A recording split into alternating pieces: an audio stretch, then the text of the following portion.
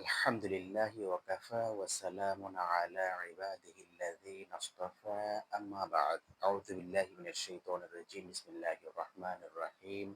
সম্মানিত দর্শক শ্রোতা, আসসালামু আলাইকুম ওয়া রাহমাতুল্লাহি ওয়া বারাকাতুহু।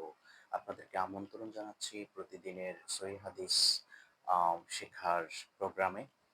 আজকে আমরা শিখব যে কিভাবে কেউ যখন আমাদের কোনো উপকার করবে, কিভাবে আমরা তার কৃতজ্ঞতা জ্ঞাপন করব, এই ব্যাপারে ইনশাআল্লাহ আমরা আজকে শিখব। আসলে ইসলামী শরীয়তের যেই শিষ্টাচার যেটা রয়েছে, আদব যেটা রয়েছে, এভাবে যদি আমরা কৃতজ্ঞতা প্রকাশ করি সুন্নাহ পদ্ধতিতে, তাহলে সেটা আমাদের জন্য হবে উত্তম পদ্ধতি। এখানে তিরমিজি শরীফের ১৯৫৫ নম্বর হাদিসে নবী করিম সাল্লাল্লাহু আলাইহি সাল্লাম বলেছেন যে, লা ইয়াশকুরুল্লাহা মান লা ইয়াশকুরুন নাসা। অর্থাৎ যে যে মানুষকে কৃতজ্ঞতা জানায় না, সে আল্লাহ তাআলাকেও কৃতজ্ঞতা জানায় না।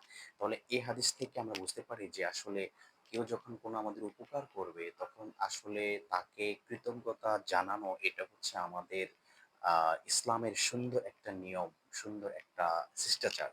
তো নবী করিম সাল্লাল্লাহু আলাইহি সাল্লাম তিরমিজি শরীফের ২০৩৫ নম্বর হাদিসে আমাদেরকে সুন্দর করে উত্তম পদ্ধতিটা শিখিয়ে দিয়েছেন যে কিভাবে আমরা আসলে কেউ যখন আমাদের কোনো উপকার করবে, আমরা তখন কিভাবে তাকে উত্তম পদ্ধতিতে তার কৃতজ্ঞতা প্রকাশ করব। নবী করিম সাল্লাল্লাহু আলাইহি সাল্লাম আমাদেরকে শিখিয়ে দিয়েছেন। তো চলুন আমরা শিখে নিই যে কিভাবে আমরা কেউ যখন আমাদের উপকার করবে, কিভাবে আমরা তার কৃতজ্ঞতা প্রকাশ করব। এখানে নবী করিম সাল্লাল্লাহু আলাইহি সাল্লাম বলেছেন, হাদিসটা হচ্ছে হযরত উসামা ইবনে যায়েদ রাদিয়াল্লাহু তাআলা আনহু থেকে বর্ণিত। নবী করিম সাল্লাল্লাহু আলাইহি সাল্লাম এখানে বলেছেন যে, মান সুনিআ ইলাইহি মা'রুফুন ফাকালা লিফাইলিহি জাযাকাল্লাহু খায়রান, জাযাকাল্লাহু খায়রান। এখানে যদি আপনার কোনো নারী হয়, আপনি যার প্রশংসা করবেন, তিনি যদি কোনো নারী হন, তাহলে আপনাকে বলতে হবে জাযাকিল্লাহু খয়রান। তাহলে পুরুষ হলে জাযাকাল্লাহু খয়রান, আর যদি নারী হয় তাহলে জাযাকাল্লাহু খয়রান। এরপরের অংশ হচ্ছে ফাকাদ আবলাগা ফি সানাই।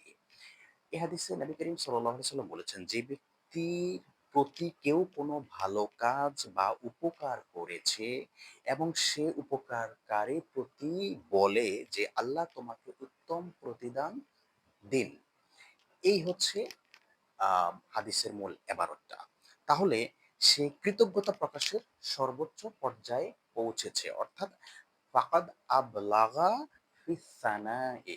সে কৃতজ্ঞতা প্রকাশের সবচাইতে উত্তম পদ্ধতি অবলম্বন করেছে এবং সে কৃতজ্ঞতা প্রকাশের সর্বোচ্চ উঁচায় সে পৌঁছে গেছে। অর্থাৎ এতে করে বোঝা যায় যে আমরা যখন কেউ আমাদের কোনো উপকার করলে, সে নারী হোক আর পুরুষ হোক, আমরা তার কৃতজ্ঞতা প্রকাশ করব কি দিয়ে? শুধু এই অংশটা আপনাদেরকে মনে রাখলেই চলবে। সেটা হচ্ছে যে জাযাকাল্লাহু খায়রান। আর যদি নারী হয় তাহলে জাযাকাল্লাহু খায়রান। এটুকুই হচ্ছে আপনার মূল অংশটা, যেটা আমি আপনাদেরকে আজকে মানে বোঝানোর চেষ্টা করছি। আলহামদুলিল্লাহ।